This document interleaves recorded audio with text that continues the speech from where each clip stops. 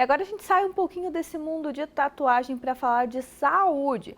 A psoríase é uma doença crônica de pele não contagiosa, caracterizada pela presença de manchas rosadas ou avermelhadas. Tem estudos que mostram que 3% da população convive com essa doença. E para a gente entender melhor como tratar ela, eu recebo aqui no estúdio a médica dermatologista Daniela Rebelato. Daniela, bem-vinda novamente ao Ver Mais. Boa tarde e já nos explique, é mais ou menos isso que eu falei, a psoríase, tudo bem? Boa tarde a todos que nos assistem, é exatamente isso, tá?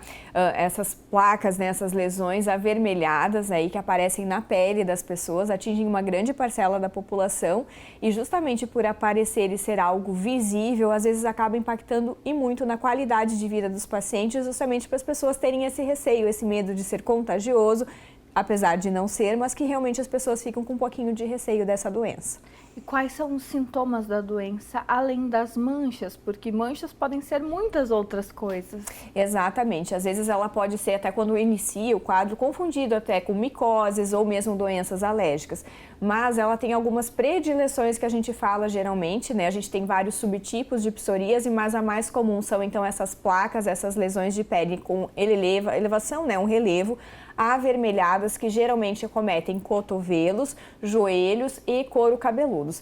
Essas placas vermelhas soltam escamas, lembrando escamas de peixe que podem ser desde brancas a prateadas e que geralmente por descamarem então ficam na roupa da pessoa, né, até realmente caindo no local de trabalho, que às vezes então possa ser até constrangedor para o paciente.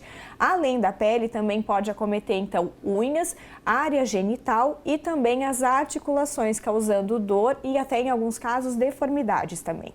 Então eu posso não ter manchas, mas ter essas dores? Pode sim. Na grande maioria dos casos, as lesões de pele antecipam as dores quando acontecem. Até 1/3 dos casos, os pacientes vão desenvolver artrite psoriásica, que é essa doença então que acomete também a parte dos ossos. E realmente as pessoas podem ter uma dor e não ter lesão de pele, apesar da minoria dos casos. E essas dores vão aumentando e realmente podem levar a deformidades articulares. Doutora, e no couro cabeludo? Nós mulheres normalmente não conseguimos ver ele bem de perto se tem essas manchas. Tem alguns outros sintomas? Eu lembro até de uma amiga que tem, que ela parecia ter caspas assim saindo pelo couro cabeludo. Isso também é um sintoma? É um sintoma, até mesmo assim a gente fala quando o paciente às vezes chega com queixa de queda capilar, né? Ah, estou perdendo o cabelo. A gente também tem que avaliar o couro cabeludo. Então, o couro cabeludo avermelhado, que esteja coçando, né? Que fica com aquela sensação e realmente descamando, que confunde às vezes com uma dermatite seborreica, que é a caspa, deve ser avaliado. E realmente, quanto mais inflamação nesse couro cabeludo, pior pode vir a ser a queda e, consequentemente, ser esses os sintomas também. E o que pode levar a gente a ter psoríase? Bom, a gente não tem uma causa específica, a gente fala que a psoríase é uma doença com causas multifatoriais. Tem a questão genética, tá? E tem a questão do próprio organismo mesmo a vir a desenvolver a doença. A gente não sabe, não é um agente infeccioso que causa isso. A gente fala que tem algo deflagrador. Nas crianças, quando a gente tem, porque pode acometer qualquer faixa etária, geralmente é antecedida então por um quadro infeccioso, seja uma dor de garganta, um quadro de pneumonia e assim abrir o quadro de lesões cutâneas. No adulto pode ser desde uma infecção até um estresse muito grande que a gente fala que ligou a chavezinha, começa então a manifestar a doença que pode ou não se perpetuar. E eu tive uma vez, eu vou ter por toda a vida? O que acontece? A gente sabe que a psoríase não tem cura, justamente por ela ser de uma causa multifatorial, a gente não tem uma única causa que a gente vá contra isso. Mas sim, ela pode ter momentos de remissão, ou seja, você ficar sem a doença e no futuro realmente exacerbar de novo. Mas geralmente agora com as medicações, os tratamentos que a gente tem, a gente consegue levar uma vida com ela controlada. E a gente pode ter crises também, essa questão do estresse, ansiedade pode gerar crises. Pode, tá? A gente fala que são os gatilhos, né? Então, assim, desde então a pessoa que está já estabilizada das lesões, que sabe que tem a psoríase, que está sendo medicada, mas teve uma infecção, teve, por exemplo, uma perda familiar, uma coisa, o que exacerbou um quadro de estresse ou até uma cirurgia, pode tanto vir a retornar as lesões quanto ter piora das pré-existentes. Outra coisa também que a gente chama a atenção é, por exemplo, para fazer machucados, lesões na pele. Por exemplo, até o que a gente falou agora das tatuagens, aqui que a gente estava comentando. Fazer uma tatuagem, fazer uma cirurgia, um machucado, pode sim, naquele local, sair lesão de psoríase também. E como a gente faz para tratar a doença e manter ela controlada? Então, a psoríase, como eu falei antes, tem vários subtipos. Primeiro, a gente tem que ver qual é o tipo de psoríase que a gente tem e quanto a gente é acometido dela, quanto é a superfície corpórea, né? A partir disso, a gente depende, então, de ver qual vai ser o tratamento, que pode ser tópico, né? A gente faz emolientes até exposição solar para controlar. Se isso não resolver, a gente tem fototerapia, que é a exposição à radiação, então em câmaras, né, que a gente faz esse controle, medicações orais e hoje medicações novas também, né, mas que são reservadas para casos moderados a graves, que são os imunobiológicos. Antes você comentou que atinge todas as idades. Para as crianças, tem algum tratamento diferente?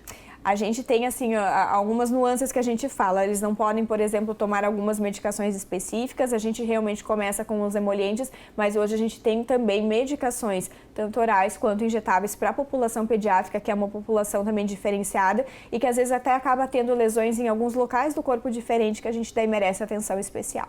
Doutora, eu lembro que a minha amiga que tem a doença, ela tinha que cuidar com shampoos, cremes. Isso também tem ligação?